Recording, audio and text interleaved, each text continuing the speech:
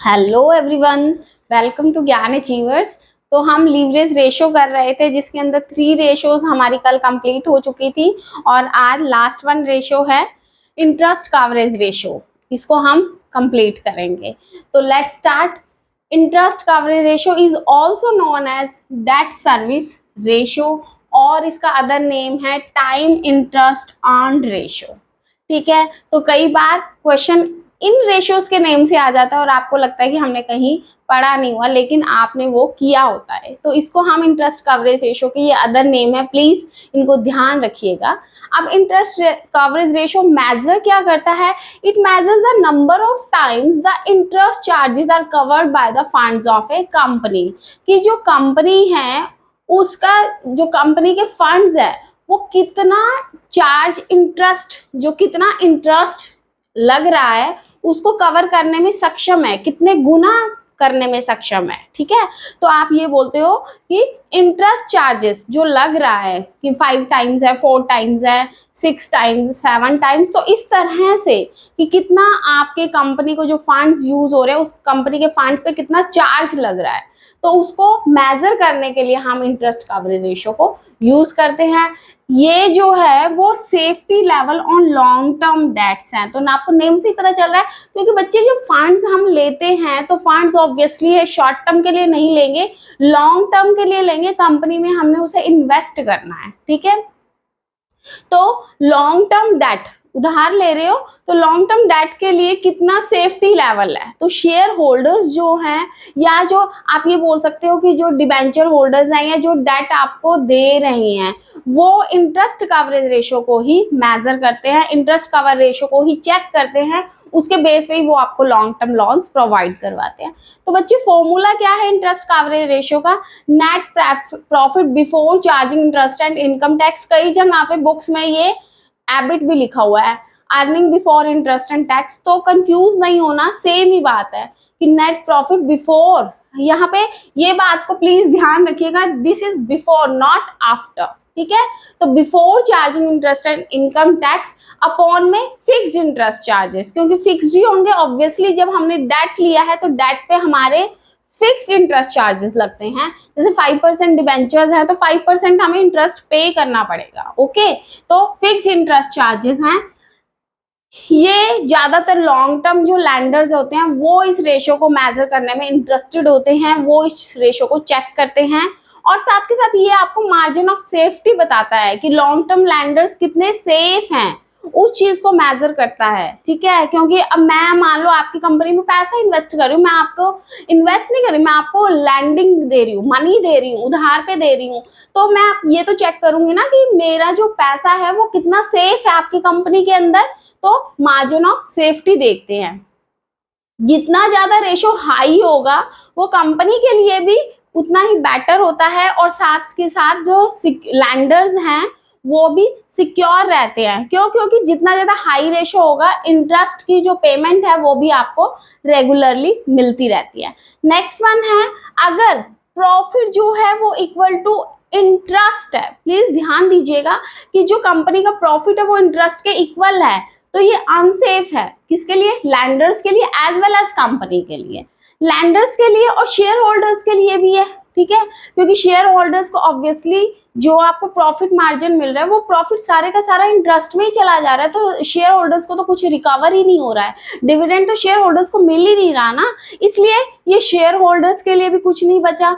फिर कंपनी के लिए, जब कंपनी को प्रॉफिट हुआ वो सारे का सारा प्रॉफिट कंपनी ने इंटरेस्ट की फॉर्म में पे कर दिया है। अब इंटरेस्ट की फॉर्म में पे कर दिया तो कंपनी के पास तो कोई प्रॉफिट्स ही नहीं बचे, प्रॉफिट्स नहीं बचे तो कंपनी अपनी पोजीशन को कैसे साउंड रख पाएगी? नेक्स्ट वन, वो अपने शेयर होल्डर्स को कैसे सेटिस्फाई करेगी?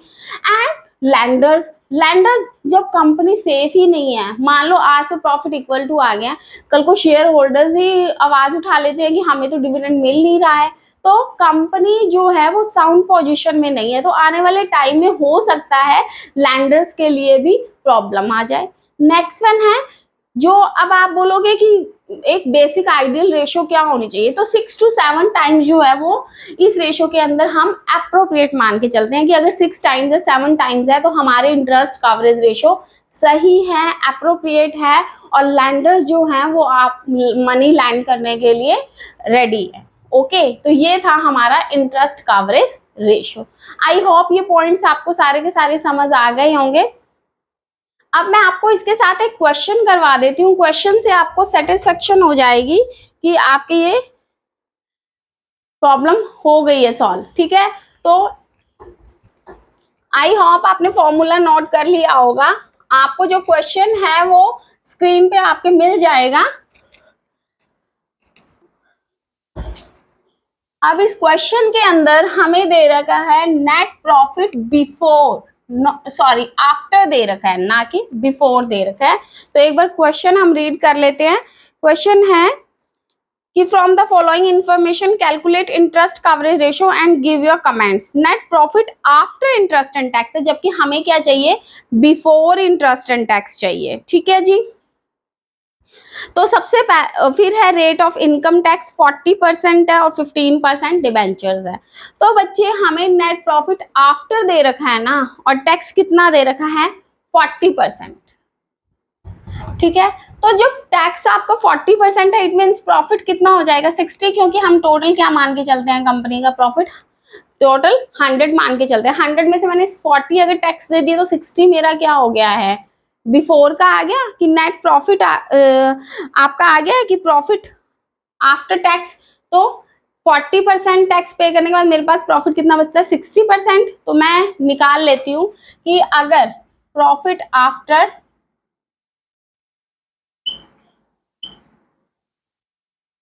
टैक्स 60 है तो टोटल टैक्स कितना, टोटल कितना हो जाएगा, 100 हो जाएगा। आगे बात समझ। और आपको टोटल कितना दे रखा है बच्चे, नेट प्रॉफिट आफ्टर टैक्स 1,98,000 है। तो अगर आपका 1,98,000 है तो टोटल कैसे निकलेगा, 100 डिवाइड बाई 60 इंटू में 1,98,000। आई बात समझ। तो ये हमारे पास क्या निकल गया, प्रॉफिट बिफोर टैक्स निकल गया है। ठीक है, तो ये आपका निकल गया है टोटल 3,30,000। ओके, अब 3,30,000 हो गया।